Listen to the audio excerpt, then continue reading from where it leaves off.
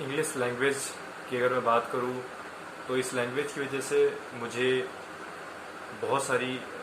Challenges का सामना करना पड़ा है। और मेरे जैसे बहुत सारे लोग ऐसे होंगे जिनको लगता होगा कि उनके कैरियर में जो भी उतार चढ़ाव आ रहे हैं उसमें कहीं न कहीं अच्छी इंग्लिश ना बोल पाना भी एक कारण है। तो मैं उन सब लोगों से कहना चाहूँगा कि अच्छी इंग्लिश बोलने के लिए, और जब आप उसकी शुरुआत करें उस लैंग्वेज को सीखने के लिए, तो एक बार किसी अंग्रेज की हिंदी ज़रूर सुने, उसको हिंदी बोलते हुए सुने, और मुझे लगता है कि शायद आप अपनी हंसी नहीं रोक पाएंगे। जैसे बाकी सारी लैंग्वेज हैं वैसे इंग्लिश लैंग्वेज भी है, और जैसे हम डांस सीखते हैं, म्यूजिक सीखते हैं, स्विमिंग सीखते हैं, वैसे इंग्लिश लैंग्वेज को भी सीख सकते हैं। फ़र्क बस यही आता है कि इसके साथ बहुत टाइम से हमारे अंदर इन्फेरिटी कॉम्प्लेक्स आ चुका है, और इस फियर की वजह से,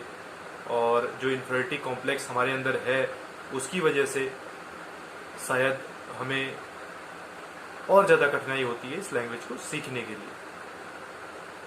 जब मैं इंजीनियरिंग कर रहा था तो मेरे साथ मेरे क्लास में एक क्लासमेट था मेरा, और वो जब फ्रंट में जाके सबके सामने किसी मुद्दे पे अपनी बात रखता था, टोटल इंग्लिश बोलता था, और शायद हम में से मुझे तो बिल्कुल भी नहीं समझ में आता था कि वो क्या बोल रहा है। 15-20 मिनट, आधे घंटे लगातार वो अंग्रेजी बोलता जाता था, और मुझे तो शायद बिल्कुल भी समझ में नहीं आता था, किसी को भी कुछ नहीं समझ में आता था। बिल्कुल फास्ट, मतलब बहुत तेज बोलता था वो। और लेकिन जब वो ख़त्म करता था तो तालियां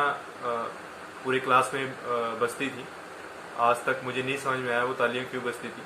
और वो शायद इसीलिए कि इंग्लिश को लेकर के हमने अपने अंदर बहुत एक स्टेटस सिंबल बना लिया इसे, और इस वजह से जो लोग हमारे समाज में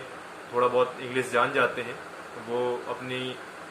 अपना प्रभाव दूसरे पे जमाना चाहते हैं because of this English language. तो मैं उनसे कहना चाहूँगा, बहुत सारे जो HR हैं, जो एम्प्लॉयर्स हैं,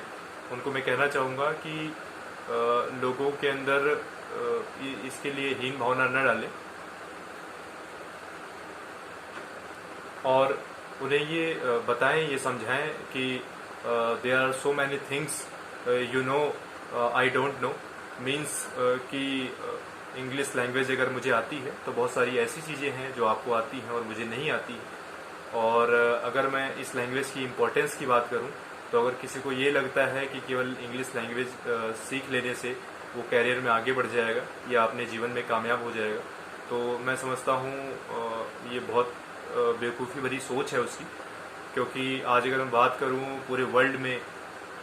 जो साइंटिस्ट हैं, चाहे वो नासा में हो, चाहे US या UK में जो IT कंपनीज हैं उसमें काम करने वाले जो लोग हैं वो शायद इंडियंस ही हैं, और पूरे वर्ल्ड में अपना नाम कर रहे हैं इंडियंस। तो इंग्लिश को लेकर के अपने अंदर इन्फेरिटी कॉम्प्लेक्स बिल्कुल भी ना लाएं, और इसको सीखें, समझें। और एक चीज़ याद रखें कि इंग्लिश अगर आपको नहीं भी आती इंग्लिश लैंग्वेज, तो बहुत सारे लोग हमारे आसपास ऐसे भी हैं जो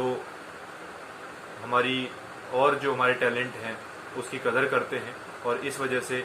हमें शायद देर सवेर अपनी मंजिल ज़रूर मिल जाएगी, वो चाहे इंग्लिश लैंग्वेज के साथ हो या उसके बिना हो।